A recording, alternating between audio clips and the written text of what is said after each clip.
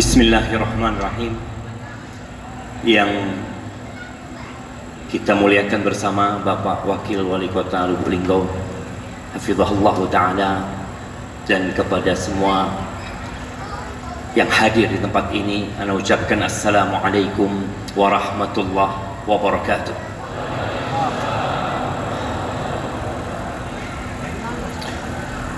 Alhamdulillah, segala puji bagi Allah Jalla Jalaluh, alladzi bi ni'matihi tatimmu shalihat, yang karena nikmatnya kebaikan-kebaikan menjadi sempurna.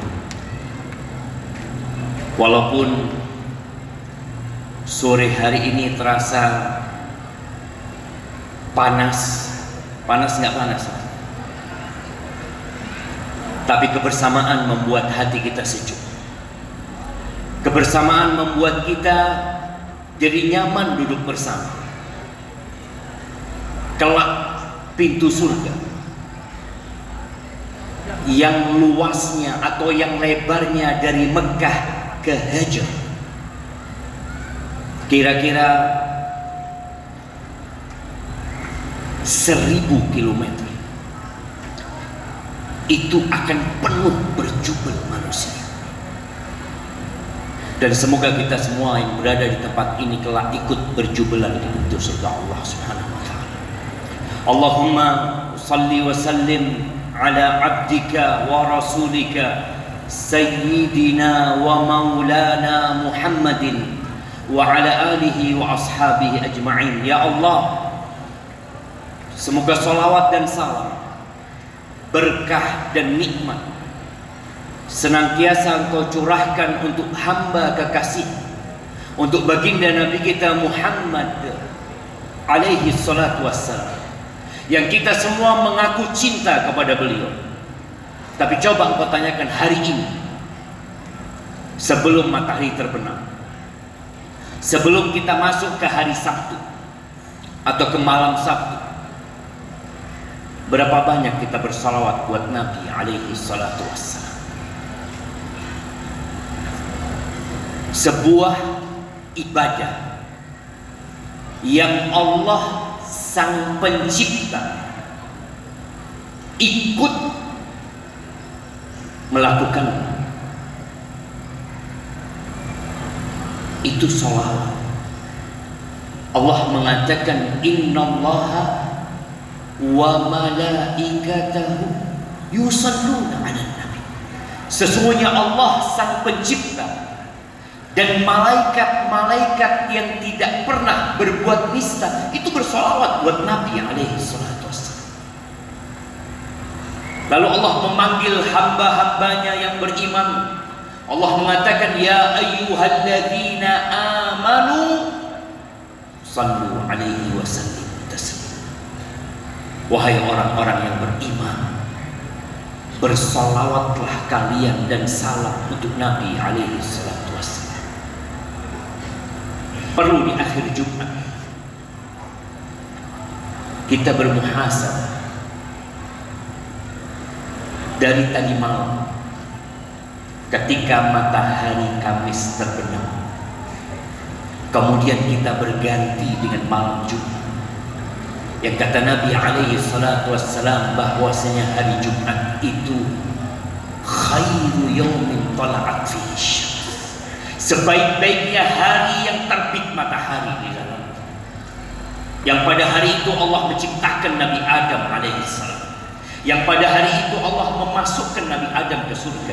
Yang pada hari itu Allah menurunkan Nabi Adam alaihissalam. Dan pada hari itu dunia akan hancur.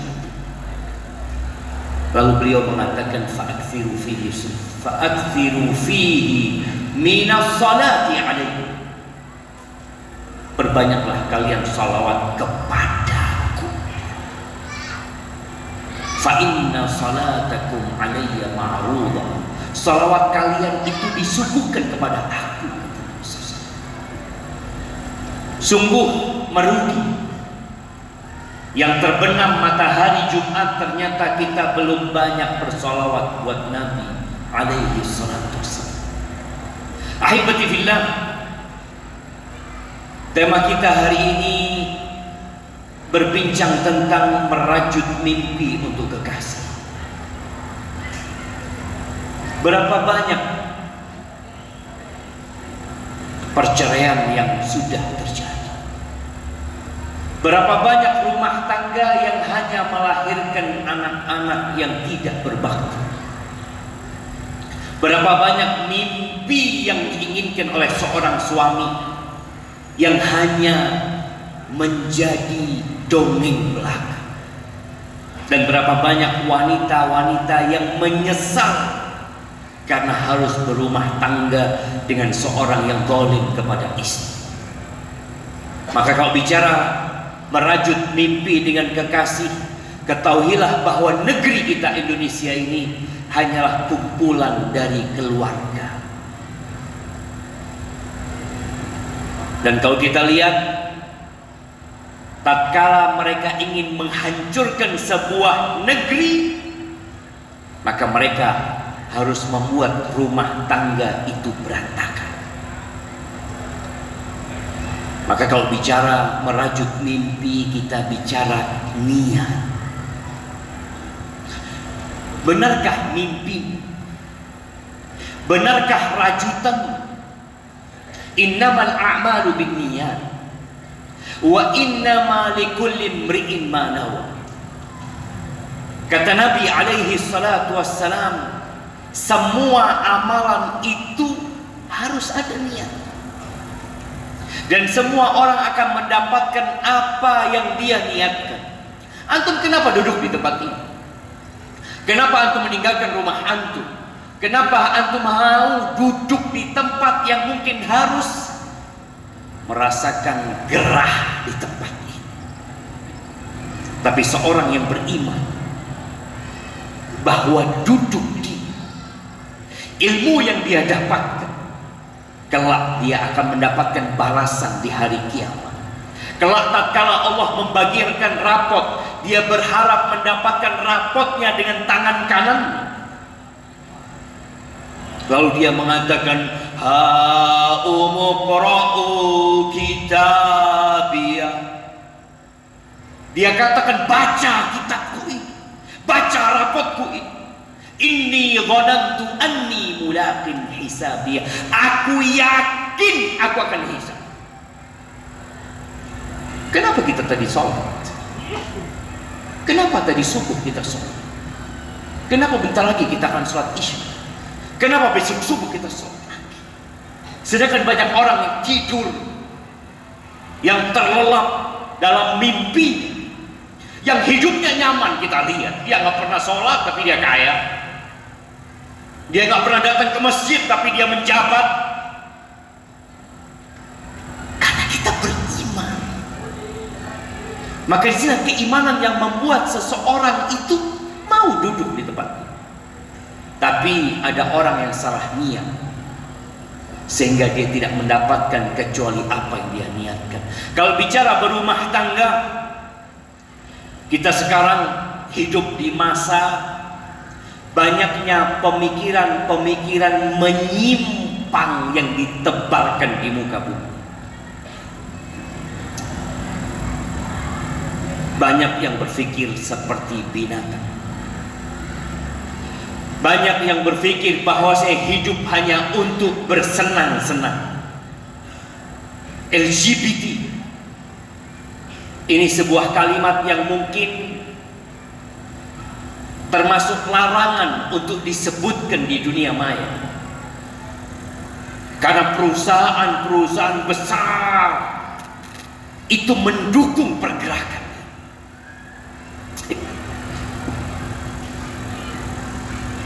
Allah Azza wa Jalla berfirman, ayahsabul insanu ayyutraka sudah. Apakah manusia mengira bahwa dia akan ditinggalkan semau dia hidup, tidak pakai aturan, yang diikutin hanya perutnya dan yang di bawah perutnya? Apakah manusia berpikir seperti itu? Alam yakun nutfatan min maniyin yumna. Allah mengajak manusia berpikir, kita dulu nggak ada. Hari ini penduduk bumi ini berapa jumlahnya? 8 miliar. Dulu mereka nggak ada. Dan semua tercipta dari air mani yang dipancarkan. Kita jadi seperti ini. Dan kita melihat orang-orang pergi meninggalkan dunia ini. Padahal dia capek, dia lelah, dia membangun rumah dengan keringatnya. Dia beli tanah beribu-ribu hektar, bahkan ratusan ribu hektar. Tahu-tahu ditinggal, dan dia hanya menempati 1x2. Ribuan hektar tanahnya ditinggal. Ada sebagian orang yang berpikir hanya perut dan yang di bawah perutnya. Adapun seorang muslim maka berbeda. Dalam bab berumah tangga, dalam bab pernikahan, kita melihat ada orang-orang yang menunda pernikahan. Tanyakan, kenapa engkau menunda pernikahan? Apa masalahnya? Innamal a'malu binniyat. Ada yang berpikir tidak mau menikah. Kita melihat ada anak-anak perempuan yang trauma melihat kezaliman bapak, yang trauma melihat KDRT yang dilakukan ayahnya, sehingga dia tidak ingin bermimpi menikah. Dia berpikir, enggak lah, aku bisa bekerja, aku bisa makan, ada apa aku merepotkan diriku dengan laki-laki? Ada yang berpikir menikah hanya sekedar untuk menutupi dosa. Beberapa tahun yang lalu disebutkan Indonesia ini darurat bebas. Ya, kira-kira 63,1% itu banyak yang sudah kehilangan keperawanan, sudah pernah berzina. Dan kita tahu di negeri kita ada umur ideal seorang menikah. Batasan seorang wanita menikah umur berapa di negeri kita? 19 tahun. Yang laki-laki juga 19 tahun. Di beberapa daerah itu ada pengajuan pernikahan dini, ratusan, bahkan bisa lebih 1000. Kenapa? Karena untuk menjaga kehormatan? Bukan. Karena untuk menutupi dosa. Bayangkan sekarang ketika seorang menikah hanya karena menutupi dosa, menutupi aib, dia sudah berzina, perempuan ini sudah hamil di luar nikah. Dulu, anak ingat ketika anak SD tahun 90, itu ada di kampung kita, seorang wanita yang menikah dalam kondisi hamil. Itu jadi pembicaraan satu kampung. Bisa ini itu. Tapi sekarang na'udzubillah sudah menjadi lumrah.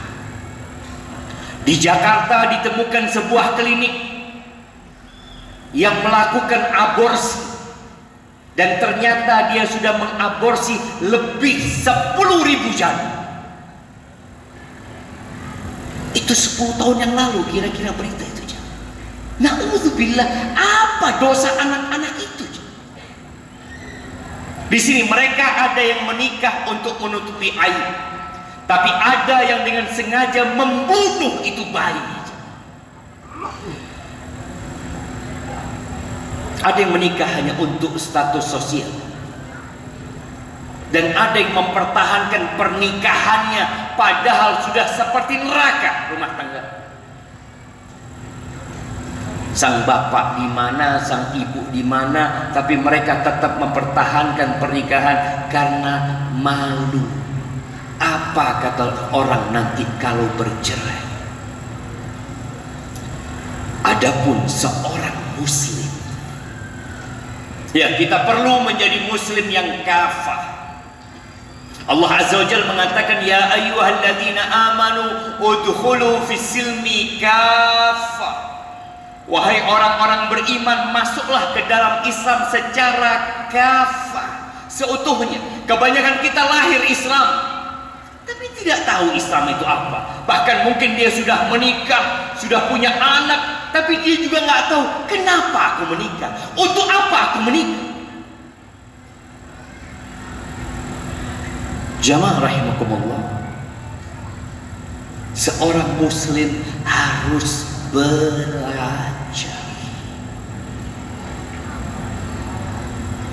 Di negeri kita ini alhamdulillah ada wajib belajar berapa tahun? 9 tahun. Kapan diwajibkan belajar 9 tahun? Berapa puluh tahun yang lalu? 10 tahun yang lalu? Belasan tahun yang lalu? 1445 tahun yang lalu, Nabi kita Muhammad alaihi salatu wassalam sudah mengatakan talabul ilmi faridatun ala kulli muslim. Menuntut ilmu itu kewajiban buat setiap muslim. Sebelum ada yang namanya Indonesia, sebelum lahir yang namanya Amerika, Nabi sudah mengatakan talabul ilmi faridatun ala kulli muslim. Cuma sayang, sebagian orang memahami ilmu itu semua ilmu. Yang wajib itu ilmu yang berkaitan dengan ibadahmu kepada Allah Azza wa Jalla. Yang lain bisa jadi fardu kifayah. Kalau sudah ada yang belajar ilmu kedokteran, udah ada yang belajar dokter, yang lainnya jadi nggak wajib. Ada yang belajar mungkin urusan ekonomi, insinyur, bangun masjid bagaimana, sudah ada yang belajar, yang lainnya jadi nggak wajib. Alhamdulillah sudah ada yang jadi insinyur, sudah ada yang jadi arsitek, tapi ilmu agama yang berkaitan dengan kewajiban semuanya wajib. Bicara pernikahan, banyak di antara kita yang menikah tanpa ilmu, tapi melamar kerja dengan ilmu. Dia melamar bekerja pakai ijazah S1, melamar anaknya orang pakai apa? Coba tanya, engkau belajar, sudah pernah nggak belajar menjadi suami? Seorang yang belajar arsitek selama 4 tahun, belajar nggak dia menjadi suami? Enggak. Seorang yang belajar IT selama 4 tahun kuliah, diajari nggak di kuliah itu dia bagaimana engkau menjadi seorang suami, bagaimana engkau menjadi seorang ayah, padahal itu sebuah keniscayaan yang dia akan hadapi? Enggak. Pikirnya istrinya kayak komputer, kalau hang dia shutdown, capek. Itu perempuan nggak kayak gitu. Maka sebagian orang bisa membangun rumah yang mewah, tapi gagal membangun rumah tangga karena dia nggak belajar. Ahibati fillah, kalau bicara niat aja, yang innamal a'malu binniyat, yang kebanyakan kita menikah tanpa niat, sekedar hanya untuk menyalurkan syahwatnya. Seorang muslim yang hakiki, yang pertama dia menikah untuk menyempurnakan agama. Jadi kalau engkau ditanya kenapa engkau menikah, untuk menyempurnakan agama. Aku ini kurang. Rasulullah SAW menyebutkan man tazawwaja, barang siapa menikah, faqad istakmala nisfal iman, maka dia telah menyempurnakan setengah keimanan. Falyattaqillah fin nisfil baqi. Hendaklah dia bertakwa kepada Allah di setengah sisa. Siapa yang menduda di sini? Angkat tangan. Nah, ada yang duda di sini. Anda nggak tanya yang bujangan nih. Yang bujangan banyak. Yang duda di sini. Masya Allah, ada yang duda. Masya Allah. Berapa tahun jadi duda? 1 tahun. Masya Allah.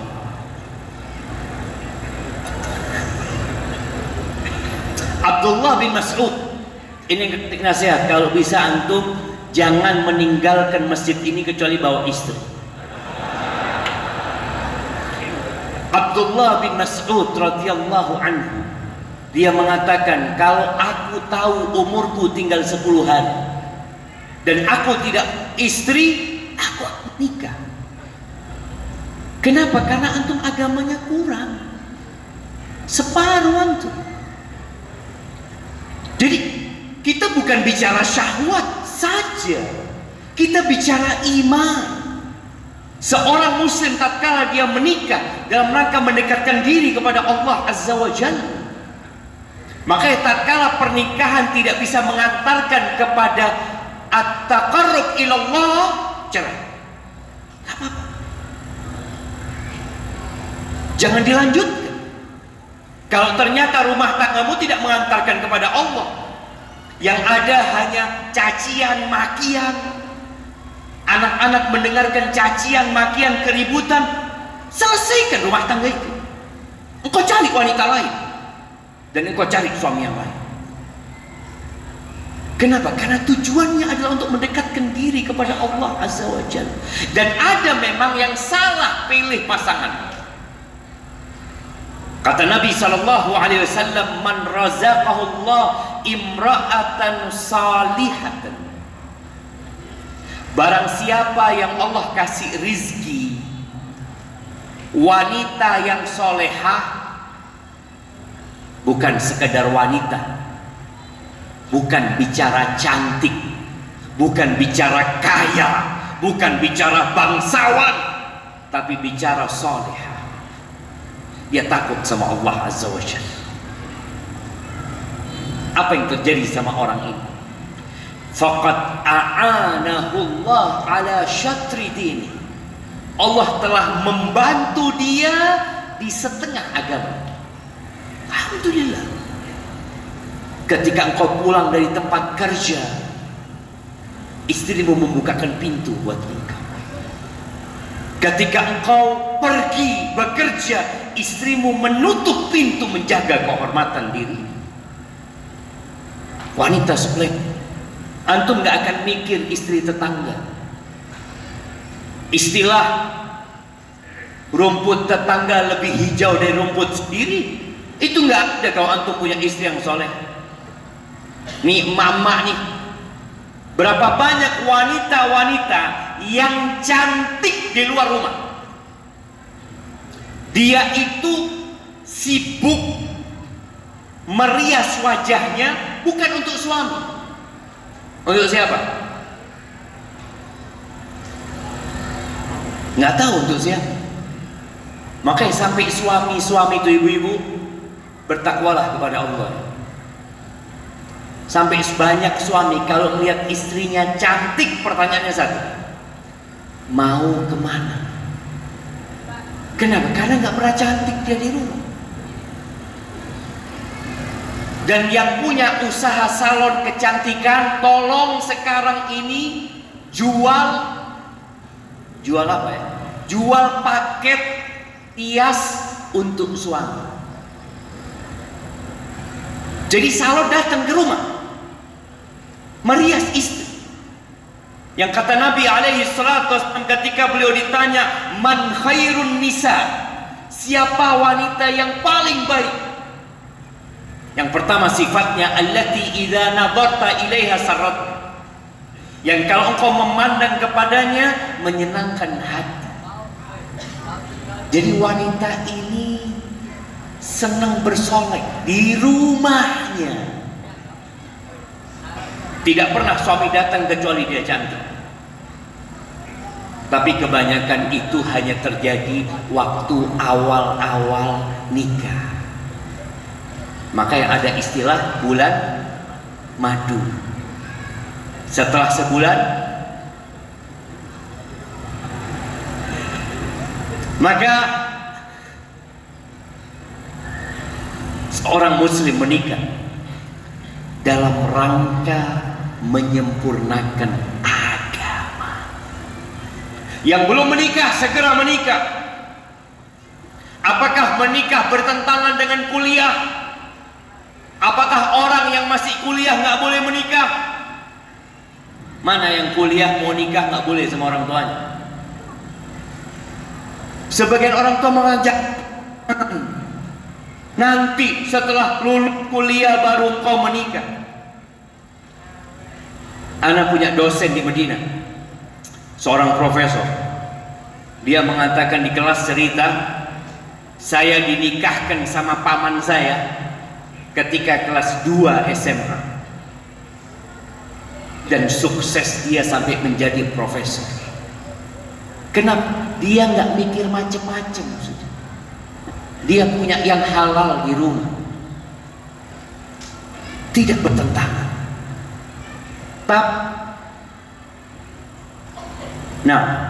Tapi tetap harus punya kemampuan. Jangan antum menikah merepotkan orang tua. Berapa banyak orang tua yang gak rela anaknya menikah cepat karena dia takut. Karena dia takut ketika anaknya menikah, anaknya lupa berbakti sama orang tua. Maka sampaikan kepada orang tua, ayah, bunda, aku menikah untuk menyempurnakan keimananku. Aku menikah untuk menyempurnakan agamaku, dan doakan aku semakin berbakti kepada ayah dan bunda. Tapi tujuan nikah yang kedua, meraih ketenangan jiwa dan kedamaian hati. Udah ada, masya Allah. Baik, kita terus kita sholat, lalu kita lanjutkan insya Allah selesai isya. Barakallahu fikum. Alhamdulillah, wassalatu wassalamu ala rasulillah, ma ba'd. Bersyukur kepada Allah kita masih bisa melaksanakan sholat isya berjamaah. Yang kata Nabi alaihi salatu wassalam, man shallal isya fil jamaah faka'annama qama nisfal lail. Barang siapa yang sholat isya berjamaah, itu seperti sholat setengah malam. Bayangin fadilah sholat isya berjamaah di masjid. Antum seakan-akan sholat setengah malam. Wa man shallal fajra fil jamaah faka'annama qama al-laila kullah. Kalau antum isyaknya berjamaah, subuhnya berjamaah, maka seakan-akan antum sholat semalam suntuk. Ternyata sholat isya dan subuh ini sholat yang paling berat buat orang-orang munafikin. Maka bersyukur kepada Allah kita bisa sholat isya berjamaah malam ini. Ahibati fillah, melanjutkan bagi mereka yang ingin merajut mimpi untuk kekasih, hal pertama yang harus diperbaiki adalah niatnya. Kenapa engkau menikah? Tadi yang pertama kita bicara menikah dalam rangka menyempurnakan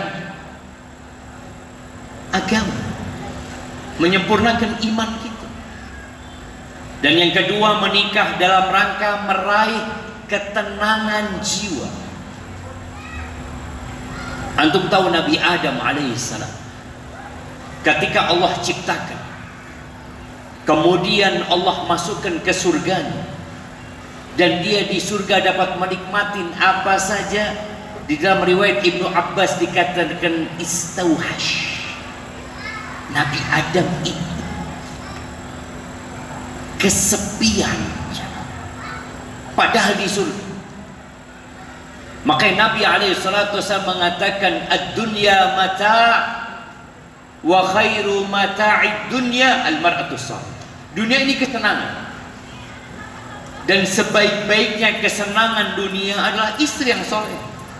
Kalau antum punya mobil mewah, punya rumah mewah, punya gaji tiap bulan 150 juta, tapi nggak punya istri, galau. Antum masuk rumah nggak ada siapa-siapa. Maka kalau ingin hidup tentram dan bahagia, menikah. Allah ciptakan syahwat di diri kita, dan syahwat itu tidak akan tentram kecuali dengan menikah. Dan antum lihat orang yang menikah itu bikin undangan. Pernah melihat orang berzina bikin undangan? Pernah? Orang ketika berzina, menyalurkan syahwatnya dengan berzina, dia sembunyi-sembunyi. Dia takut ada yang tahu. Makanya Nabi SAW ketika ditanya tentang al-ithim, tentang dosa, beliau mengatakan alaihi salatu wassalam, ma haka fi nafsika wa karihta ayyattali alaihi. Dosa itu sesuatu yang tidak nyaman di dalam jiwa, dan engkau nggak ingin orang lain tahu. Sedangkan kalau bicara menikah, antum bikin undangan, bahkan sekarang menikah live, dia umumkan seluruh rakyat Indonesia, anak mau nikah. Masya Allah. Kenapa? Karena di situ ada ketenangan. Makanya Allah Azza wa Jalla mengatakan, huwallazi khalaqakum min nafsin wahidah. Dialah Allah yang menciptakan kita, yang menciptakan kalian dari satu jiwa. Bayangin ya, 8 miliar manusia ini dari satu jiwa, dari Nabi Adam alaihissalam. Wa ja'ala minha zawjaha liyaskuna ilaiha. Dan Allah menjadikan dari satu jiwa ini pasangannya untuk apa sebenarnya? Liyaskuna ilaiha, agar tenang, agar damai. Makanya ketika Nabi Adam alaihissalam kesepian di surga, pada saat tidur Allah ciptakan dari rusuknya seorang wanita, Hawa. Ketika Nabi Adam bangun dari tidurnya, dia melihat ada perempuan. Bayangkan, makhluk yang belum pernah beliau lihat. Tahu-tahu jiwanya sudah condong, merasa tenang dan damai. Maka yang ingin hidupnya tenang, segera menikah, dan engkau akan dapatkan itu. Jangan berpikir berzina. Kita lihat di barat banyak orang-orang yang takut menikah. Siapa yang tahu sama Ronaldo? Siapa yang jadi followernya Ronaldo di sini? Anda kasih hadiah. Nah, kenapa antum jadi followernya Ronaldo? Ronaldo sudah nikah belum? Oh, anaknya banyak tuh. Kirimkin ke sana. Nah, bayangin, Ronaldo itu lihat hartanya berapa banyak, gak nikah dia. Dia punya pacar, dia punya anak. Kita punya istilah apa? Kumpul kebo. Kumpul kebo. Na'udzubillah. Dan tidak akan nikmat hidupnya, tidak akan damai hidupnya, walaupun di kamera tersenyum. Dan itu azab yang Allah berikan, karena Allah tidak jadikan kedamaian kecuali dalam ketaatan kepada Allah SWT. Yang pacaran, dia pikir dengan dia pacaran hidupnya menjadi tenang dan damai. Enggak. Dia khawatir pacarnya kabur, dia khawatir pacarnya memutuskan dia. Terus makanya dua orang ini, kalau orang pacaran itu selalu berusaha menutupi kekurangan. Orang kalau masih pacaran itu, ya Allah, semuanya indah. Setelah nikah, habis keindahan. Makanya sampai di barat itu ada sebuah istilah, Lailatuz Zifaf, Lailatu Dafnil Hub. Malam pernikahan itu malam penguburan cinta. Kok bisa? Makanya di negeri kita, jangan bicara di barat sana. Anak pernah melihat, pernah membaca tentang pernikahan tercepat cerainya. Cuma 50 jam mereka sudah bercerai. Padahal pacaran bertahun-tahun. Ada yang pacaran 6 tahun, 6 hari menikah bercerai. Ada yang pacaran 10 tahun, 1 bulan menikah bercerai. Lu kenapa? Katanya menikah mendatangkan kedamaian, ketenangan. Iya, kalau niatnya benar, kalau caranya benar. Kalau caranya nggak benar, yang ada berantakan hidup. Maka jangan berpikir merajut mimpi untuk kekasih. Iya, engkau merajut neraka untuk kekasih. Dan itu terjadi. Ahibati fillah. Yang ketiga, menikah dalam rangka menjaga diri dari perbuatan keji dan mungkar. Makanya kata Nabi SAW, ya ma'syarat syabab, wahai kaula muda. Anak muda itu umur berapa jemaah? Nah, yang jenggotnya putih-putih ini masih muda. Ya ma'syarat syabab, man istata'a minkumul ba'a falyatazawwaj. Barang siapa di antara kalian memiliki kemampuan untuk menikah, kemampuan untuk memberikan nafkah, untuk bayar mahar, falyatazawwaj, hendaklah dia menikah. Enggak nunggu punya rumah. Apakah orang menikah itu harus punya pekerjaan tetap? Tapi harus tetap bekerja. Nah, antum punya kemampuan, Ustaz, ana hanya punya uang 5 juta. Di Lubuk Linggau ini cukup nggak 5 juta buat menikah? Hah? Cukup nggak? Berapa di sini? Pasarannya berapa? 10 juta? 30 juta? Murah 30 juta. Antum kalau suruh biayain itu anak perempuan sejak lahir sampai dia dewasa, nggak cukup 50 juta. Mahal murah 30 juta? Murah seharusnya.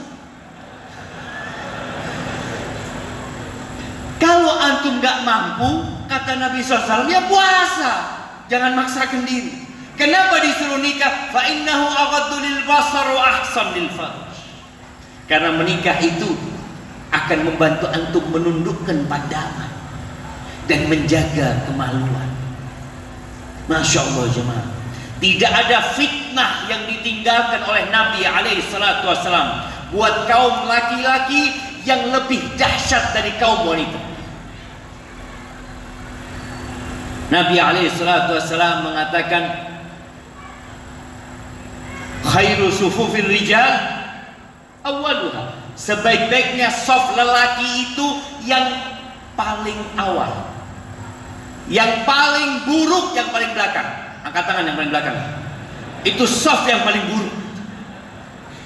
Dan sebaiknya saf perempuan itu yang paling belakang. Dan yang paling buruk safnya perempuan yang paling depan. Kenapa? Karena dekat sama laki-laki. Jadi yang dekat sana kadang-kala ngelihat ke ustaz, kadang-kala ngelihat ada apa di belakangnya malah. Nah, tapi kalau yang di depan nggak bisa, dia lihat belakang laki-laki semua. Subhanallah, sampai seperti itu fitnahnya wanita. Makanya diperintahkan untuk segera menikah. Yang nggak mampu puasa. Anak Ustaz sudah puasa Ustaz, tapi masih saja tergoda. Ya gimana antum nggak tergoda? Puasa tapi duduknya di pinggir jalan. Insya Allah, subhanallah, habis asar baca zikir pagi dan petang. Amsayna wa amsal mulkulillah, sambil melihat orang lewat gitu. Ya tergoda antum. Coba di shop pertama. Insya Allah nggak akan tergoda. Di sini ada pasar hewan. Ada pasar hewan nggak? Kambing apa? Nggak ada. Masa nggak ada? Nggak ada. Hah? Masya Allah. Di Jawa itu banyak. Pasar kambing, sapi, biasanya ada pasar hari Selasa, hari Rebu, ini itu. Kalau antum ke pasar hewan, insya Allah nggak akan tergoda. Nggak ada, ya Allah, nafsu anak, nggak ada. Antum lihat sapi, lihat kambing. Antum berangkatnya ke pasar manusia, ya tergoda. Maka di sini katalah Nabi memerintahkan alaihi salatu wasallam untuk puasa agar engkau bertakwa kepada Allah Azza wa Jalla. Engkau jaga yang namanya makanmu, minummu, dan syahwatmu. Dan bagi yang sudah menikah, ini bagi mak-mak nih ya. Bagi mak-mak, seorang wanita yang diajak sama suaminya, kemudian dia menolak suaminya, fabata ghadban, kemudian suaminya marah di malam hari itu. Apa yang terjadi? La'anathul malaikatu hatta tusbih. Maka wanita itu dilaknat sampai subuh oleh malaikat. Kenapa? Karena tujuan menikah salah satunya adalah menjaga kehormatan dirinya, agar dia tidak berzina. Tatkala istri tidak mau melayani, kira-kira suami berpikir apa? Pertama yang dipikirkan suami apa? Kayaknya mau kawin lagi yang maksud. Itu kalau bertakwa kepada Allah Azza wa Jalla. Dia berpikir yang halal. Tapi tatkala dia tidak bertakwa, dia berpikir berzina. Ada banyak pelacur. Dan sekarang orang untuk berzina nggak kayak dulu. Dulu itu ada namanya lokalisasi. Di Lubuk Linggau ada. Alhamdulillah. Di Jawa Timur dulu ada pusat lokalisasi pelacuran terbesar se-ASEAN. Namanya apa?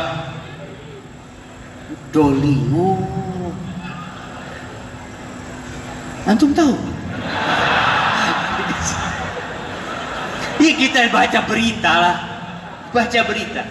Alhamdulillah ditutup. Anak ketika ke Surabaya diajak sama teman. Kebetulan kita isi kajian, rumahnya dekat sama Doli. Dia ngomong, Ustaz sekarang Doli nggak ada lagi. Ustaz anak ajak. Diajak ya. Perkampungan ternyata. Kampung dia. Yang neneknya pelacur, ibunya pelacur, cucunya pelacur. Na'udzubillah min dzalik. Karena memang udah jadi profesi mereka. Na'udzubillah min dzalik. Sekarang nggak ada. Kemana mereka sekarang? Mereka sekarang ada di handphone. Iya. Ada berbagai macam aplikasi. Anak pernah kasih tahu sama kawan aplikasinya. Ustaz, ada aplikasi ini, Ustaz. Coba Ustaz download. Iya, Anda download. Cuma Anda lupa ya. Apakah masih ada? Anda nggak mau kasih tahu antum. Ketika download, antum login, nanti antum pencet, itu ketahuan. Ternyata tetangga sini pelacur, jual diri. Oh, ternyata rumah sana pelacur. Ada jam. Lokasinya itu tahu berapa meter dari rumah antum. Na'udzubillah. Artinya perzinaan di masa sekarang ini semakin mudah. Makanya kata Nabi alaihi salatu wassalam, "Ma min zamanin illa walladhi ba'dahu syarrun min." Tidak ada satu masa kecuali yang sesudahnya lebih buruk daripada yang sebelumnya. Na'udzubillah. Maka ketika antum menikah, niatkan enggak? Ana nikah dalam rangka menjaga kehormatan diri, menjaga dari kemaksiatan. Kalau tujuan awalnya beribadah, maka tidak ada alasan bagi seorang laki-laki berzina, bagi seorang wanita berzina, tatkala Allah sudah memerintahkan untuk menikah. Bahkan untuk kaum laki-laki, Allah mengatakan fankihu ma taba lakum minan nisa mathna wa thulatha wa ruba. Nikahin yang baik-baik, 2, 3, 4. Fa in khiftum alla ta'dilu fawahida. Kalau kalian takut tidak mampu berlaku adil, cukup satu. Dan seorang wanita tidak ada alasan untuk berzina tatkala suaminya sakit, ketika suaminya tidak bisa memberikan haknya. Dia punya hak cerai. Na'udzubillah. Ketika seorang wanita, ada laki-laki yang tidak bertakwa kepada Allah, dia sudah gak mampu melayani istri, tapi dia ngomong sama istrinya, engkau jangan gugat cerai. Terus ya udah, engkau cari laki-laki. Na'udzubillah. Nggak bisa. Maka di sini kembali kepada masalah seorang wanita, kalau suaminya meminta, maka jangan ditolak. Capek Ustaz, lelah Ustaz, berdoa minta sama Allah supaya dikuatkan melayani suami dalam rangka beribadah kepada Allah Azza wa Jalla. Maka di sini para wanita harus tahu bahwa kewajiban mencari nafkah, kewajiban siapa? Suami. Ada di beberapa daerah yang suami nggak kerja, istrinya yang kerja. Suami ya ada yang ngadu ayam, ada yang apa, na'udzubillah min dzalik. Tapi intinya, ketika seorang wanita suaminya minta haknya, tolong dipenuhi. Apa kata Nabi alaihi salatu wassalam? Beliau ketika menjelaskan tentang wanita, tentang fitnahnya wanita, innal mar'ata idza aqbalat fi surati syaitan, wa fa idza ra'a ahadukum imra'atan a'jabathu. Perempuan itu kalau jalan di depannya itu dalam rupa syaitan, menggoda. Makanya antum kalau berjalan kemudian di depan antum wanita, di istilah barat itu ada istilah ladies first. Iya, enggak, belakang perempuan. Bukan karena tidak menghormati wanita, tapi menjaga mata. Gimana kalau ladies first? Tafadhali, tafadhali, tafadhali, masyaallah. Tafadhali, karena jalan di depan antum. Itu perempuan dari depan, dari belakang menggoda. Maka kita diperintahkan untuk menundukkan pandangan. Tapi terkadang antum salah lihat, nggak sengaja melihat, astagfirullah. Dan pandangan mata itu anak panah iblis yang beracun. Antum melihat sekali, kadang-kadang syahwat antum langsung kemana-mana. Apa yang harus dilakukan? Kata Nabi SAW, falyarji ila ahli, falyati ahli, pulang, datengin istrinya. Bagaimana kalau istrinya di tempat kerja? Mana jemaah? Istrinya kerja di rumah sakit. Hah? AR bunda. Ya tinggal ngomong, afwan, ada perlunya gitu. Minta waktu 30 menit. Ini arahan dari Rasulullah SAW. Makanya dulu perempuan kan di rumah. Sekarang kalau perempuannya bekerja, bismillah. Kalau memang dia bekerja, minta izin sama bosnya. Potong gaji, nggak apa-apa potong gaji. Yang penting imannya nggak dipotong. Falyati ila ahli fa inna ma'aha mithal ladzi ma'ah. Ini jemaah. Kita ini kadang-kadang dibayangin perempuan ini, oh masya Allah ini itu. Kata Nabi SAW, yang ada di perempuan ini sama persis dengan yang ada di istrimu, nggak ada bedanya. Nggak ada beda. Tapi setan menggambarkan tadi, rumput tetangga lebih hijau dari rumput sendiri. Maka para ulama menyebutkan bahwa seorang melihat sesuatu yang belum dia miliki tidak dalam rupa asli.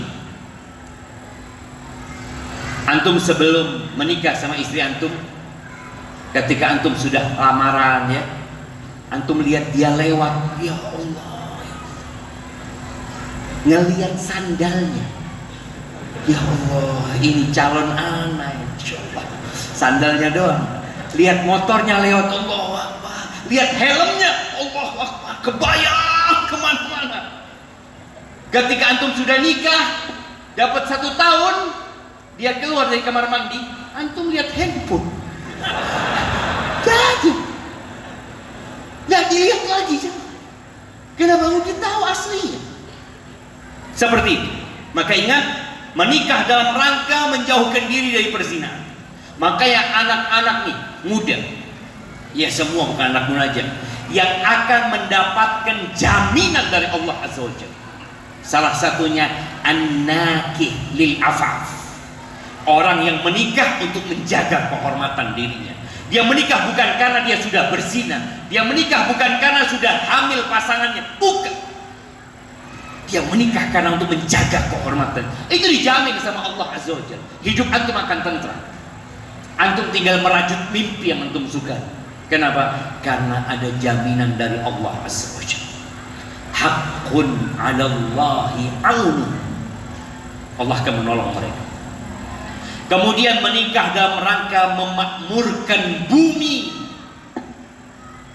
memperbanyak umat Nabi Sallallahu Alaihi Wasallam. Kenapa LGBT sekarang digalakkan?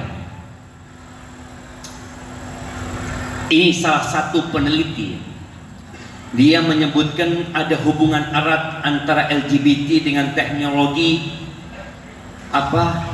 AI. Nah, az-zaka al-mustana, bahasa Arabnya, itu ada hubungannya. Ternyata mereka mengatakan seperti ini. Ketika ada 5 kilo emas, 5 lantakan emas, dan ada 5 orang, 1 orang dapat 1 kilo. Tapi kalau hanya ada 1 orang, maka 5 kilo itu akan dimiliki 1 orang. Mereka ingin mengurangi penduduk bumi. Apakah mungkin laki-laki sama laki-laki punya anak? Apa anaknya? Anaknya jangan. Tapi mereka ini benar-benar dibiayai. Sampai kita berpikir, kenapa ya mereka? Kalau secara logika, kan jelasnya penduduk bumi itu berkurang. Ditambah lagi adanya free child. Mereka nikah tapi nggak kepingin punya anak. Ternyata memang by design. Mereka menginginkan penduduk bumi ini kurang. Oh gimana, kan dulu dengan banyaknya orang akan banyak yang bekerja. Ada teknologi kerja. Manusia tidak dibutuhkan banyak lagi. Sedangkan Allah tatkala menciptakan manusia, apa kata Allah? Inni ja'ilun fil ardi khalifah. Allah tidak menciptakan khalifah. Khalifah itu generasi yang berganti dengan generasi selanjutnya. Kalau ternyata perempuan sama perempuan, laki-laki sama laki-laki, siapa yang akan melanjutkan kehidupan? Dan antum tahu, negeri tetangga kita Singapura, Jepang, Korea Selatan, Jerman, beberapa wilayah di Amerika Serikat, itu jumlah penduduknya sudah seperti piramid terbalik. Jadi yang anak-anak itu jumlahnya sedikit. Bisa dibayangin kalau di atas 1000 besar, di bawah tinggal 100, apa yang terjadi? Ya nggak ada yang akan melanjutkan nanti. Maka sekarang mereka berusaha memberikan iming-iming, memberikan uang kepada yang mau punya anak. Sedangkan di sana mereka nggak mau punya anak. Kenapa? Yang perempuan berpikir capek anak mau punya anak. Kenapa? Anak harus bekerja juga. Bagaimana dia bekerja, pulang sore, dia melayani suaminya. Kalau dia hamil, dia capek dengan kehamilannya. Ketika lahir anaknya, ketika harus menyusui anaknya, ada banyak hal yang merepotkan dia. Dalam agama kita, engkau laki-laki kasih nafkah. Engkau laki-laki kasih nafkah. Disinilah tatkala syariat diikuti, semua senang hidup. Yang perempuan tidak merasa dizalimi. Ibu-ibu sekarang punya anak 10 jarang juga. Jarang. Dulu orang tua kita, mbah-mbah kita itu anaknya banyak-banyak cuma. Dan alhamdulillah ada rezeki. Motor nggak punya, mobil nggak punya, hidup anak-anaknya. Sekarang punya motor, punya mobil, rumahnya besar, anaknya 1, anaknya 2. Kenapa? Sedangkan Muslim, nah, aku nikah untuk memperbanyak umatnya Rasul SAW. Maka dalam merajut mimpi, antum mimpi KB, keluarga berencana. Rencana berapa? 12. Apa? Pak Harto anaknya berapa? Berapa anaknya Pak Harto? Siapa yang tahu anak kasih hadiah? Presiden pertama Indonesia, Bung Karno, berapa anaknya? Berapa jemaah? Lo itu presiden-presiden kita. Jadi kalau bicara memperbanyak, memakmurkan bumi dengan memperbanyak anak, jangan takut antum. Loh Ustaz, kalau semakin banyak penduduk bumi, kalau anak-anak banyak susah hidup mereka, antum nggak ikut ngasih rizki semua. Bapak tidak kasih rizki sama anak, ibu tidak kasih rizki sama anak. Siapa yang kasih rizki? Allah Azza wa Jalla. Innallaha huwar razzaq. Allah yang maha memberikan rizki. Jangan manusia, cicak tuh, ada cicak di sini. Siapa yang kasih rezeki sama cicak? Pernah ngelihat cicak kuliah? Kuliah saya mau belajar untuk cari rezeki. Allah tanggung rezeki. Nyamuk Allah berikan rezeki. Semuanya Allah tanggung rezeki. Maka tatkala ada seorang sahabat Nabi, Ma'qil bin Yasar, yang dia mengatakan kepada Nabi SAW, aku mendapatkan seorang wanita yang cantik, bangsawan, terhormat, cuma dia itu janda yang nggak bisa lahir, mandul. Kata Nabi SAW, jangan, kau cari yang lain. Karena sudah jatuh cinta jemaah. Yang ngomong lagi sama Nabi SAW sampai 3 kali, kata Nabi SAW, la tazawwajul waludal wadud, engkau nikahi wanita yang subur dan pengasih, pecinta. Kenapa? Fa inni mukatsir bikumul umam yaumal qiyamah. Aku itu ingin umatku banyak. Aku kan pada hari kiamat umatku banyak. Jadi ketika antum menikah, ngomong sama istri, kita bikin umat Nabi lebih banyak. Engkau mau nyumbang berapa? Nah, jemaah, Anda sering ceritakan, mungkin sudah Anda ceritakan di masjid ini, tentang seorang ustadz di Bondoso yang punya anak 28 dari 1 istri. Dan anak ketemu dengan anak yang nomor 28. Anak jumpa sendiri. Jadi bukan katanya orang. Antum mau nyumbang berapa umat Nabi SAW? Tapi kalau istri antum disuruh bekerja, cari duit, capek, lalu antum mengatakan, kita kayaknya mau 8. Kata istri, enak banget 8. Aku yang jadi tulang punggung keluarga. Ya nggak bisa seperti itu. Tadi ketika mimpinya benar, jalannya juga benar. Antum kepingin punya anak banyak, perhatikan istri antum. Setiap anak lahir, subhanallah, subhanallah jamaah. Dulu itu ada yang namanya penyusuan kepada orang lain. Ada sebuah hadis yang ana baru baca beberapa waktu yang lalu. Benar, ana baru baca hadis itu. Tentang pertanyaan seorang sahabat kepada Nabi SAW. Ya Rasulullah, apa ya yang bisa menghilangkan celaan untuk seorang yang telah menyusukan anaknya kepada orang lain? Ini anak disusui 2 tahun sama dia. Supaya anak tidak tercela itu, anak ngasih apa sama dia? Karena memang udah dikasih ujroh, dikasih uang dia. Tapi bonusnya apa? Bayangkan. Katanya engkau kasih budak buat dia, kata Nabi SAW. Sekarang istri antum dikasih apa sama antum? Punya anak pertama dikasih apa hadiahnya sama antum? Nyusuin dia 2 tahun. Syukron aja enggak? Syukron. Kalau syukron kan masih kan? Tapi kadang syukron aja enggak? Masih dimarah-marahin istri antum. Coba ketika dia sudah menyusuin 2 tahun, antum kasih hadiah 1 kilo emas. Kata istrinya, bang besok hamil lagi.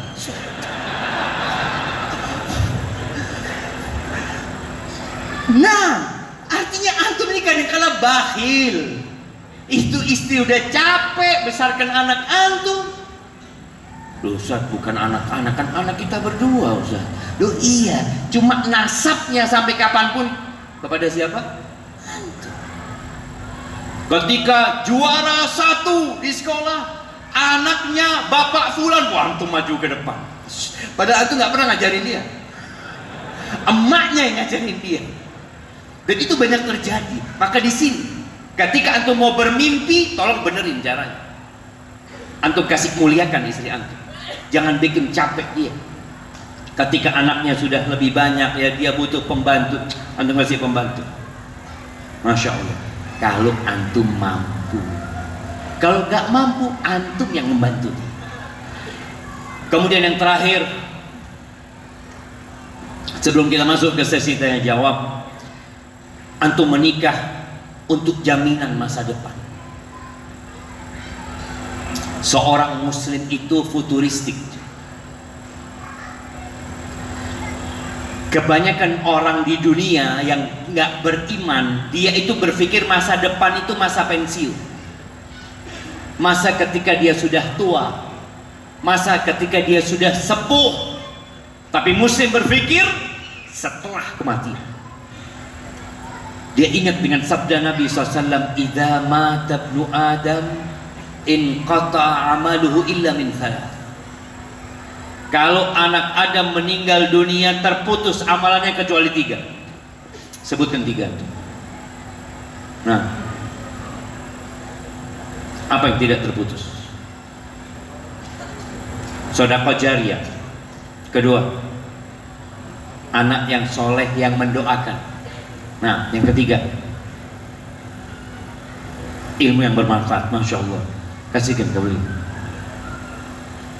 Iya, di sini ketika orang tua berpikir ana mau jaminan masa depan, maka ya bagaimana doanya Nabi Zakaria, Rabbi la tadharni fardan wa anta khairul warithin. Wahai Rabbku, jangan tinggalkan aku sendirian ya Allah. Engkau sebaik-baiknya yang mewarisi ya Allah. Dikasih anak Zakaria. Tapi ternyata Zakaria meninggal sebelum bapak. Ujian dari Allah Azza wa Jalla. Tapi yang jelas, ketika antum menikah berpikir anak mau punya aset masa depan. Anak kepingin punya anak 10. Kalau tadi tujuannya memperbanyak umatnya Nabi SAW, yang ini tujuannya buat kita. Anak kepingin ada yang mendoakan anak, Ustaz. Anak ingin semua bacaan Quran yang anak ajarkan kepada anak-anak, anak di kuburan dapat terus mengalir. Anak yang ngajarin anak-anak sholat, anak yang ngajarin anak-anak puasa, anak yang ngajarin anak-anak sodako. Bayangin, ketika anak antum berdoa buat antum. Ada seorang ayah, kita semua tahu dengan amalan kita. Kita tahu di mana nanti ketika dihisab kita akan ditempatkan. Udah ketahuan amalnya sekian, dosanya sekian, masuk neraka, masuk surga. Ini ada seorang ayah yang ditaruh di tempat yang tinggi, yang dia tahu amalan dia nggak sampai ke sana. Maka dia bertanya, ya Rabbi, anna li hadza, kok bisa aku dapat ini? Bistighfari waladika laka, itu karena istighfar anakmu buat engkau. Bayangin kalau yang istighfar buat antum 2 anak, setiap sholat atau selesai sholat atau di antara adzan dan qomat dia berdoa, Rabbighfirli wali walidayya warhamhuma kama rabbayani shaghira. Kalau anak antum 2, berarti sehari berapa kali dia berdoa? 10 kali. Kalau doanya sekali-sekali. Kalau anak antum 10, bayangkan mereka semua mengatakan tiap hari, Rabbighfirli wali walidayya warhamhuma kama rabbayani shaghira. Maka bagi ibu-ibu, kalau mau nambah anak suaminya, jangan khawatir. Loh Ustaz, katanya perempuan itu umur berapa, Dok? Nggak bisa hamil lagi, Dok. 45. Berarti sebelum 45 masih bisa? Oh, masih bisa aja. Bismillah. Jadi yang istrinya sudah 45, katakan, kayaknya ini tahun terakhir kita nambah anak. Nah, kalau niatnya benar, sisanya serahkan sama Allah Azza wa Jalla. Barakallahu fiik, itu yang dapat Anda sampaikan. Kurang lebihnya mohon maaf. Semoga Allah Jalla Jalaluh mewujudkan mimpi kita untuk mendapatkan kebahagiaan di dunia dan di akhirat dalam membina rumah tangga. Dan kita masuk ke sesi tanya jawab. Anda kembalikan ke moderator. Terima kasih. Insyaallah semoga kita semua bisa mendapatkan begitu banyak sekali faedah pada tabligh akbar kita di malam hari ini. Sekarang kita masuk ke sesi tanya jawab.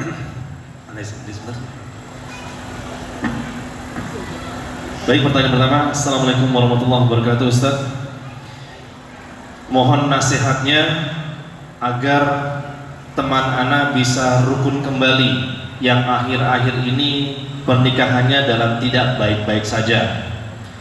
Itu semua karena teman ana menikah lagi. Mereka berdua ini keluarga yang taat, soleh dan solehah. Suami kurang jujur kepada istri dan saat ini dia nonton live streaming, Ustaz. Silahkan. Nah, iya. Jadi syariat poligami ini syariat yang bersyarat. Tidak semua orang mampu.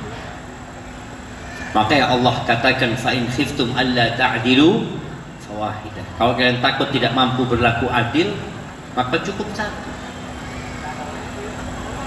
Ketika seorang laki-laki menikah lagi, maka dia harus siap menerima badai.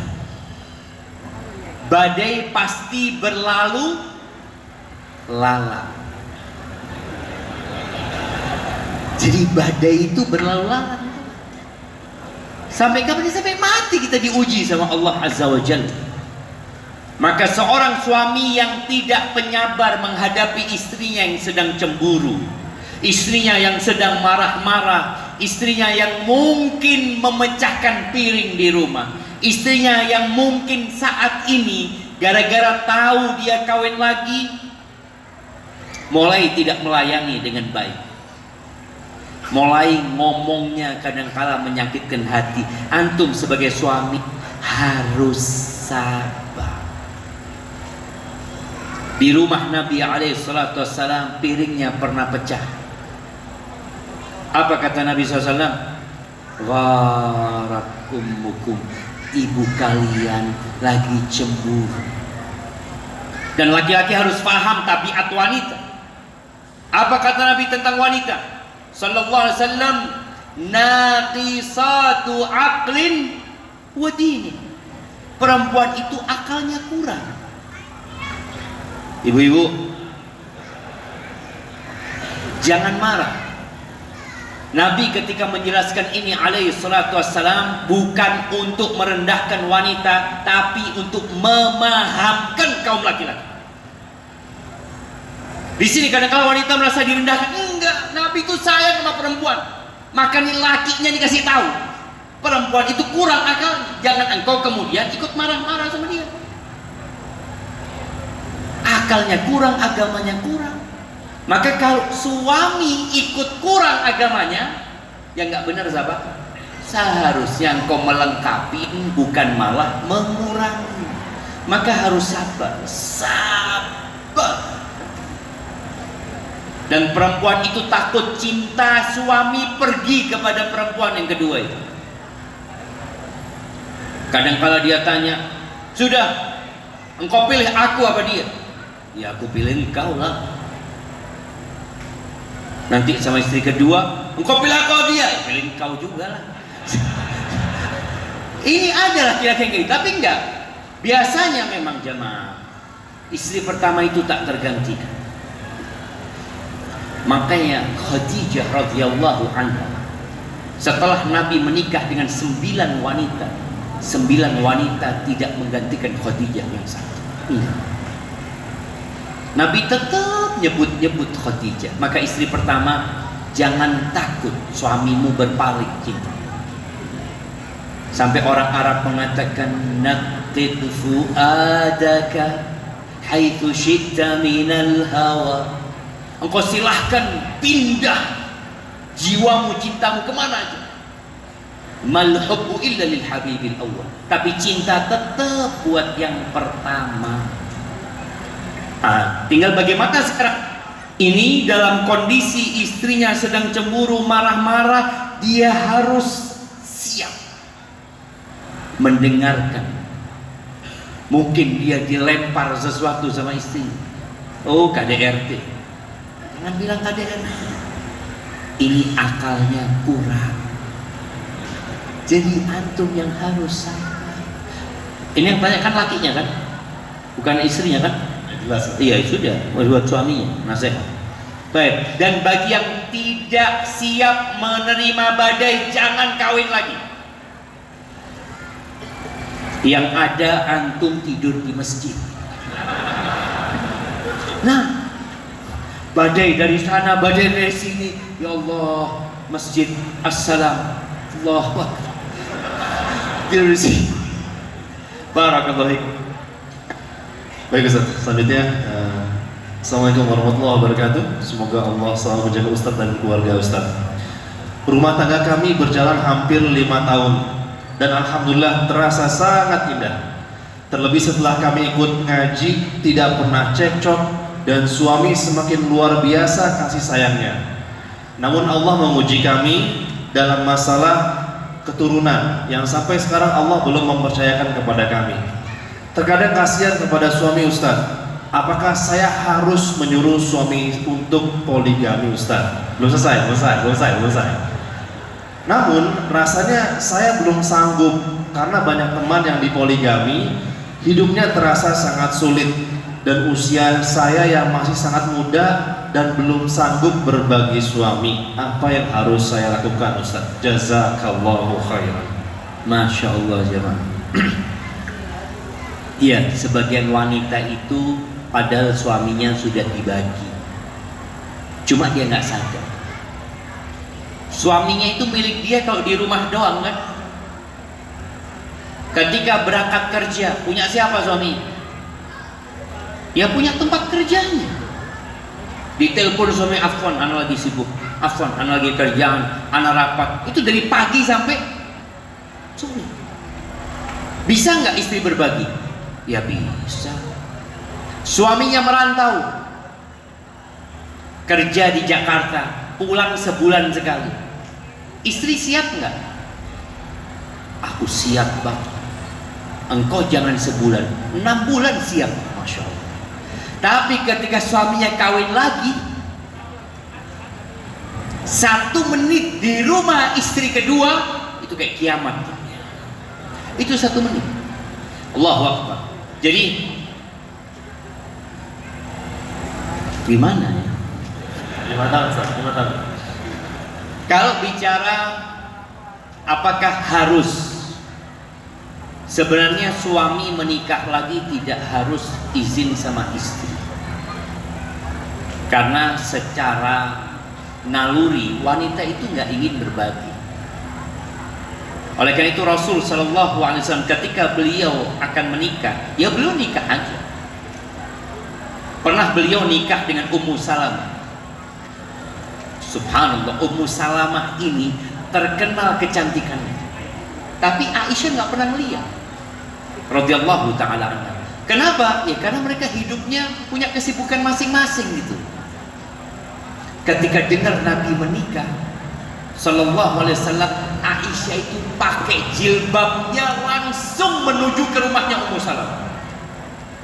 Dia kepingin ngeliat Ummu Salamah yang katanya orang cantik. Ketika dilihat sama Aisyah, pulang jumpain Hafsah, ternyata Ummu Salamah lebih cantik daripada katanya orang. Katanya Hafsah, enggak, kok cemburu aja. Cantik tapi biasa aja. Coba kau lihat lagi nih jemaah. Bayangin, lihat lagi. Oh iya, tetap lebih cantik Aisyah. Ya pulang. Itu wanita seperti itu. Makanya Nabi nggak minta izin. Cuma yang jadi masalah, apakah istri-istri kita sudah siap secara keimanan, secara mental? Karena terus terang banyak wanita yang sebenarnya dia siap untuk bersabar di poligami, tapi orang tuanya tidak mendukung. Sehingga ini anak perempuan dikomporin sama orang tuanya sendiri. Nah, engkau masih muda nak, udah gua cerai, nanti bapak carikan. Ada yang seperti itu. Ini kondisi yang tidak mendukung. Kadangkala perempuan itu sudah siap menerima, tapi kawan-kawannya yang ngomporin dia. Makanya waktu anak nikah lagi, itu istri Ana mau didatengin sama kawan-kawan dia. Ana ngomong jangan. Iya bang, jangan. Emangnya mereka mau takziah? Jadi mereka tuh kadang-kadang datang, ya Allah kesian ya engkau ya, kok tega suamimu tak lagi, engkau kurang apa? Ini akhirnya yang nerima jadi nggak nerima aja. Iya, kurang apa ya? Kurang ajar dia. Jadi engkau sebagai seorang suami tadi memang perlu kondisi yang mendukung, karena kasihan juga. Bagi yang bertanya, yang pertama, kalau sampai suami mau menikah lagi, dan siapapun ya perempuan yang nanti suaminya sampai nikah lagi, engkau harus yakin sama apa? Yakin bahwa Allah la yukallifullahu nafsan illa wus'aha. Allah tidak memberikan beban melebihi kemampuan hamba. Oh aku nggak mampu, bukan nggak mampu, kok nggak mau. Allah tidak akan kasih beban. Ada sebagian orang dikasih penyakit cuma pusing, jadi dia mampunya menahan pusing. Ada orang lain dikasih penyakit kanker stadium 4. Apa bedanya kau sama dia? Berarti dia mampu. Ada dikasih stroke, engkau nggak dikasih stroke. Jadi siapa saja yang mendapatkan musibah, anggap dari poligami musibah buat dia, yakin dia mampu. Dan hidup di dunia ini bukan untuk bersenang-senang. Maka terus memohon kepada Allah Azza wa Jalla, berdoa. Kalau bicara keturunan, Aisyah nggak punya keturunan sampai meninggal dunia. Hafsah nggak punya keturunan sampai meninggal. Itu istri-istri Nabi rata-rata nggak punya anak radhiyallahu taala anhunna, tapi mereka bersabar karena yakin dalam semua ketetapan Allah ada hikmah. Barakallahu fikum. Baik, selanjutnya Ustaz. Bismillah. Saya seorang suami tidak menginginkan perceraian, tapi istri kekeh ingin bercerai. Akhirnya perceraian putus di sidang pengadilan agama. Tapi saya sebagai seorang suami belum atau tidak pernah mengucapkan talak. Pertanyaannya, kalau istri saya menikah, apakah halal pernikahan dia dengan orang setelah saya itu? Syukron. Barakallahu fiik. Apabila sudah diputuskan oleh hakim, maka sudah sah perceraian tersebut. Jadi memang ada masalah di mana seorang suami tidak mau menceraikan istrinya, istrinya gugat cerai. Maka di sini kemudian pengadilan yang akan memutuskan nanti. Maka kalau pengadilan sudah memutuskan dengan pertimbangan yang ya sebelum diputuskan biasanya ada mediasi ya, kemudian ada pemanggilan ini dan itu, dan kalau sudah diputuskan ya ketika istrimu mau menikah lagi, dia statusnya udah bukan istri. Jadi seperti itu, berkaitan dengan pengadilan yang sudah memutuskan bahwasanya sudah putus hubunganmu dengan dia. Dan bagi laki-laki, ketika istrinya gugat cerai, maka engkau berlapang dada. Ada perbedaan laki-laki sama wanita. Ketika laki-laki tidak suka sama istrinya, sama Allah disuruh sabar. Kenapa? Karena dia bisa menikah 2, 3, 4.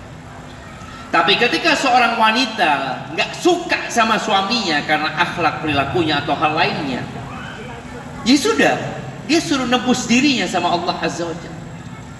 Di masa Nabi SAW ketika datang seorang wanita mengatakan, ya Rasulullah, la ana wa la Thabit, aku sudah nggak mampu hidup sama Thabit. Nabi nggak memperpanjang urusan. Nabi hanya mengatakan, engkau kembalikan maharnya dia, kebunnya dia. Iya ya Rasulullah, udah dipanggil kan? Sudah, engkau terima kebunmu itu, engkau ceraikan. Selesai. Jadi jadilah suami yang baik, jadilah laki-laki yang baik. Ketika memang istrimu sudah tidak mampu hidup sama engkau, jangan dipaksa. Karena mungkin anak ingin mempertahankan, iya engkau ingin mempertahankan, tapi dia sudah ke pengadilan, dia sudah usaha ini itu, dan dia mungkin tidak mau melayanimu, maka engkau lihat maslahat yang lebih besar. Boleh jadi dia bercerai akan mendapatkan suami yang lebih baik dari engkau, dan engkau mendapatkan istri yang lebih baik dari dia. Hadza wallahu a'lam bissawab. Baik Ustaz, yang selanjutnya, Assalamualaikum Ustaz. Saya sekarang mempunyai seorang anak. Sekarang sudah umur 9 tahun tapi belum dikasih anak lagi. Apakah ada hubungannya dengan perkat istri saya? Sewaktu dia melahirkan, dia sempat berucap untuk tidak mau melahirkan lagi. Mohon pencerahannya dan nasihatnya Ustaz. Padahal sekarang kami sudah sama-sama setuju untuk mempunyai. Subhanallah jemaah. Ya, kita itu disuruh menjaga lisan kita. Sampai dikatakan ihdar lisanak an taqula fatubtala innal balaa muwakkalun bil mantiq. Hati-hati kalau ngomong. Nanti kau dikasih bala, kasih ujian sesuai dengan yang kau omong. Ini ungkapan yang Syekh Utsaimin menyebutkan boleh jadi itu terjadi, di mana orang itu kena bala gara-gara lisannya dia. Nabi SAW mengatakan, la tad'u ala anfusikum wala ala dawabikum wala ala auladikum. Kalian jangan mendoakan keburukan buat anak kalian, kendaraan kalian, diri kalian sendiri, jangan. Doa itu yang baik. Dan boleh jadi memang perempuan ini dia nggak kepingin punya anak waktu itu, mintanya sama Allah. Maka sekarang apa yang dilakukan? Bertobat dan minta ampun sama Allah Azza wa Jalla. Kemudian dia berdoa terus, mohon sama Allah agar diberi anak. Seperti yang perlu lakukan, perbanyak sedekah, perbanyak berbuat baik ya, untuk menebus kesalahan yang dia lakukan. Hadza wallahu a'lam bissawab. Baik, kami segera informasikan kepada para jemaah ya, bagi yang membawa anak-anak mohon, dan juga membawa makanan, mohon diperhatikan kebersihannya dan juga ketertibannya ya. Untuk sampahnya juga untuk tolong disimpan terlebih dahulu dan untuk dibuang nanti di luar. Baik, yang selanjutnya, Bismillah. Assalamualaikum warahmatullahi wabarakatuh Ustaz. Semoga Allah merahmati dan memberikan kesehatan selalu di setiap langkahnya Ustaz bersama keluarga dan juga semua. Mohon nasihatnya Ustaz untuk mertua saya yang seringkali ibu mertua saya mengingat-ingat kesalahan ayah mertua saya. Meskipun ayah mertua saya selalu minta maaf dan sudah menunjukkan perubahan bahwa beliau benar-benar berubah dan tidak seperti yang dulu. Namun tetap saja sedikit ada kesalahan, bahkan kesalahpahaman saja beliau mengingat dan mengungkit-ungkit permasalahan dahulu. Jazakallahu khairan Ustaz. Itu perempuannya, mertuanya. Mertuanya ibunya perempuan ya. Ya, ayah mertuanya berusaha lebih baik, tapi ibu mertuanya siap. Jadi perempuan ini buat ibu-ibu ya. Ketika Nabi alaihi salatu wassalam mengatakan uritun nar fa idza aktsaru ahliha nisa, ditampakkan kepada aku neraka, ternyata kebanyakan penghuni neraka itu wanita. Di sini para wanita jangan merusak masa depan antun. Dia sholat 5 waktu, dia sholat qobliyah, ba'diyah, dia sholat duha, sholat malam, dia ngaji, dia rajin sedekah, dia puasa Senin Kemis. Tapi gara-gara dia tidak bersyukur sama suaminya, neraka tempat. Maka kesian, itu tabiat ada di wanita. Nabi alaihissalam menyebutkan yukthirnal la'an wa yakfurnal ashir. Perempuan itu banyak melaknat, banyak menyalahkan, banyak mengutuk, banyak mengumpat, dan tidak bersyukur atau kufur sama suami. Sampai Nabi katakan, kalau engkau berbuat baik kepada perempuan itu sepanjang tahun, thumma ra'at minka syai'an, lalu perempuan ini melihat engkau melakukan sesuatu yang tidak enak buat dia, yang menyakiti dia, apa kata perempuan ini? Ma ra'aitu minka khairan qat. Aku tidak pernah melihat engkau menyenangkan hati sekalipun, nggak pernah berbuat baik sedikit. Itu wanita. Solusinya apa? Perbanyak sedekah. Perempuan perbanyak sedekah. Perbaiki tabiat itu. Ingat dengan hadis Nabi Shallallahu Alaihi Wasallam. Sekarang ini jadi masalah yang tanya, ini kan menantunya, tentang sikap mertuanya, ibu mertuanya yang tidak menghormati suaminya lagi. Boleh jadi suaminya pernah berbuat salah, pernah berbuat dosa, tapi suaminya udah selesai. Mungkin dia sudah bertobat dan dia sudah berbuat baik. Kalau perempuan ini terus melakukan itu, maka lebih baik dia gugat cerai daripada dia terus nambah dosa dengan cara dia mungkin memaki-maki suaminya. Dia sudah tidak bisa menjalankan tugasnya sebagai seorang istri. Tapi kalau dia ingin mempertahankan rumah tangganya, jaga kewajiban dia sebagai seorang istri, di mana ar-rijal qawwamuna 'alan nisa. Laki-laki itu pemimpin atas wanita, harus dihargai, harus dihormati. Tapi insya Allah bisa diperbaiki tabiat tersebut dengan memperbanyak sedekah, kemudian dengan mendengarkan nasihat-nasihat ya, bahwasanya kebanyakan yang memasukkan neraka itu lisan. Kalau dikatakan bapaknya atau suaminya berbuat dosa, emangnya perempuan nggak pernah berbuat dosa? Jangan sok suci. Kita ini sering nyalahkan orang karena kita melihat kesalahan orang. Kita tahu dengan peribahasa yang mengatakan gajah di pelupuk mata nggak kelihatan, tapi semut di seberang lautan kelihatan, dan itu terjadi sama kita. Maka mungkin dikasih nasihat sambil didoakan, mudah-mudahan mertuanya berubah. Hadza wallahu a'lam bissawab. Baik Ustadz, yang selanjutnya Ustadz, tolong doakan Ana agar rumah tangga Ana menjadi sebaik-baik mahligai dunia hingga akhirat, diluaskan rezeki dan anak-anak menjadi soleh dan solehah. Pertanyaan Ana, apakah boleh sebagai orang tua kita menjanjikan hadiah kepada anak agar ia rajin sholat? Nah, anak-anak ini ketika dia masih belum berumur 7 tahun, maka anak itu belum disuruh sholat, tapi diajak sholat. Ini ajalah orang tuanya diajak sholat. Tapi ketika sudah umur 7 tahun, kata Nabi SAW, muru, perintahkan dia untuk sholat. dalam memerintahkan anak itu untuk sholat, untuk rajin sholat. Sebagian orang tua mungkin dia menawarkan hadiah ini dan itu, insya Allah nggak masalah buat itu. Tapi tolong ditanamkan kenapa dia sholat. Bukan berkaitan dengan hadiah itu saja, tapi tanamkan kenapa engkau sholat.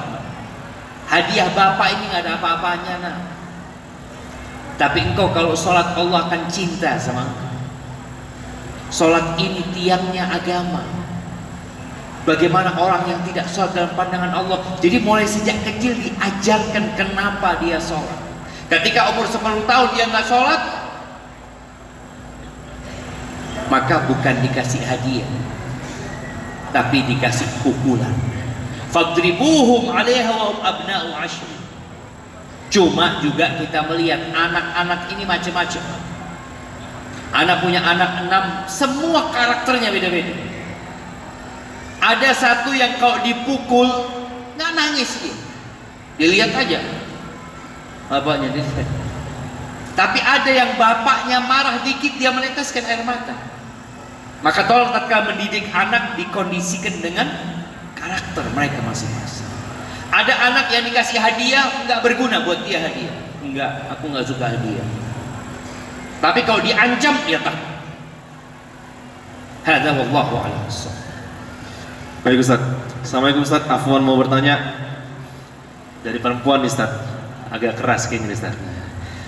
Kami perempuan tidak menentang poligami. Tapi banyak sekarang laki-laki berpoligami yang dicari wanita cantik, muda, dan cuma mengandalkan nafsu saja. Tidak sesuai syariat Islam dan tidak sesuai syariat Islam seperti Nabi Muhammad dahulu. Bagaimana Ustaz?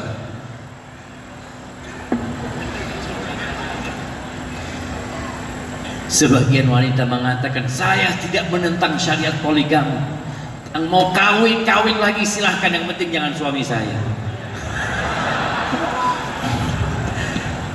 Jadi faktor siapa mau nikah, yang penting jangan suami saya. Iya, kalau bicara poligami, yang dikatakan perempuan ini ada benernya. Ada banyak pernikahan kedua yang tidak sehat. Poligami yang tidak sehat. Poligami yang bermula dari perselingkuhan. Poligami yang bermula dari perzinaan. Bukannya tobat malah kawin sama pezina. Az-zaniyatu la yankihuha illa zanin aw musyrik.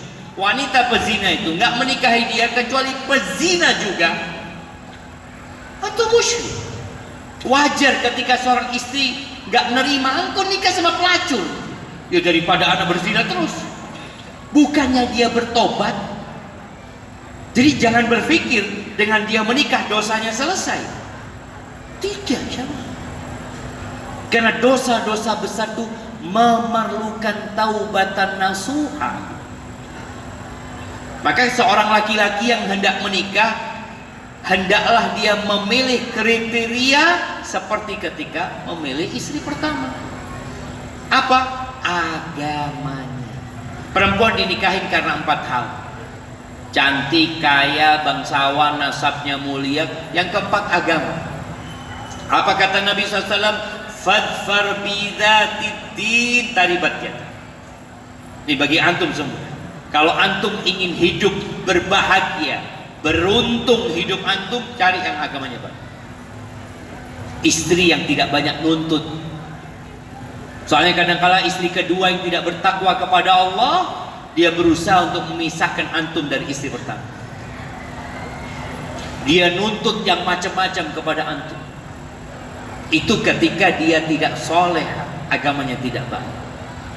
Kemudian kalau bicara menikahin wanita yang cantik, boleh, masih muda boleh, tapi stressingnya agamanya.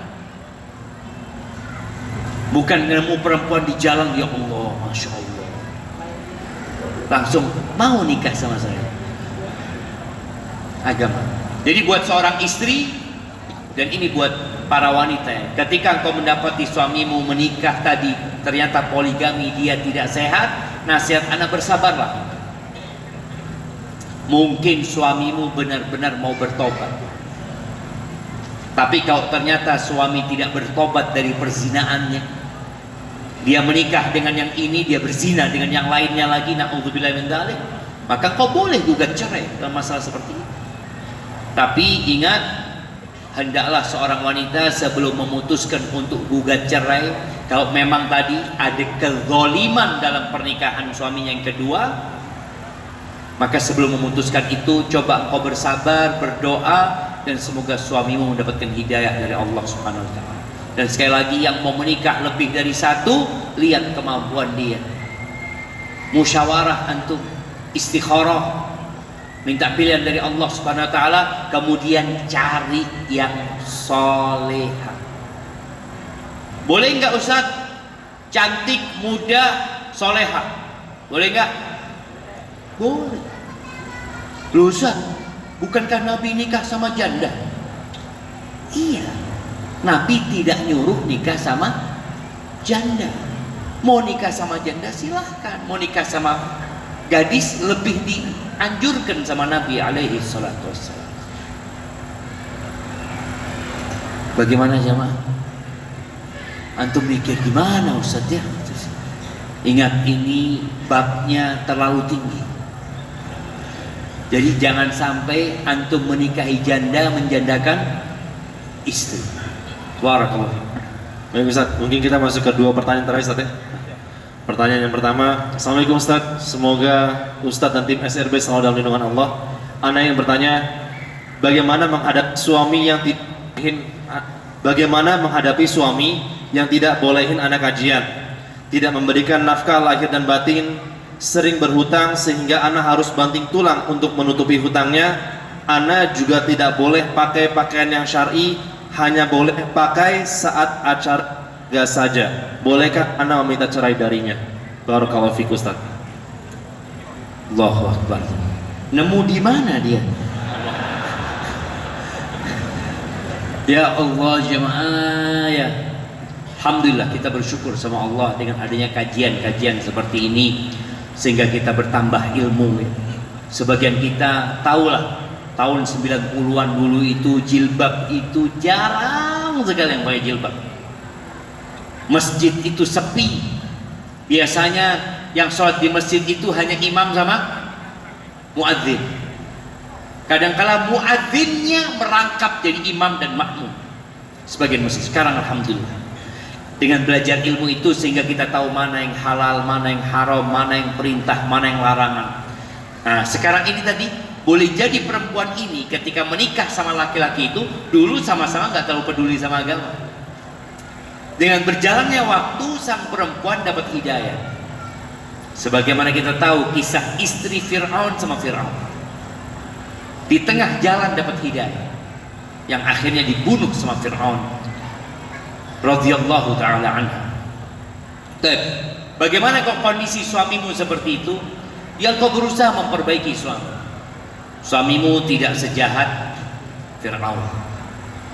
Tapi kalau ternyata sudah melarang suamimu melaksanakan kewajibanmu kepada Allah, maka solusinya gugat cerai. Boleh gugat cerai. Dan ketika engkau gugat cerai, niatkan benar-benar untuk Allah, niatkan benar-benar ingin beribadah kepada Allah Azza wa Jalla. Dan barang siapa yang meninggalkan sesuatu karena Allah, Allah akan kasih ganti yang lebih baik. Barakallahu fikum.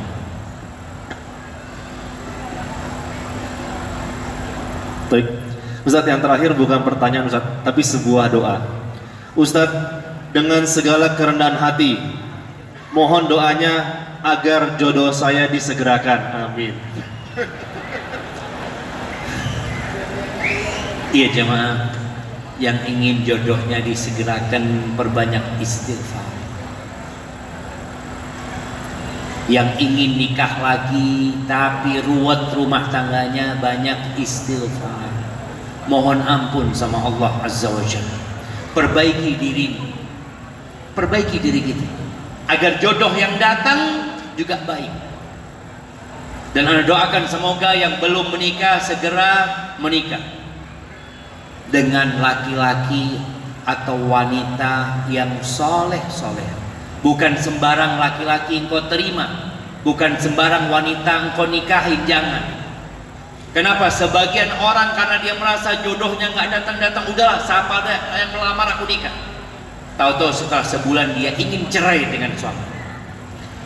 Dengan memperbanyak istighfar, Allah akan bukakan pintu-pintu langit, Allah akan bukakan rizkinya, Allah akan kasih anak-anak yang soleh soleha insyaallah. Barakallahu fiik. Itu mungkin dapat anda sampaikan, yang benar dari Allah Azza wa Jalla, yang salah dari diri anda pribadi. Allah dan Rasul yang terbebaskan dari kesalahan itu. Wassallallahu ala nabiyyina Muhammadin wa ala alihi wa sahbihi wasallam.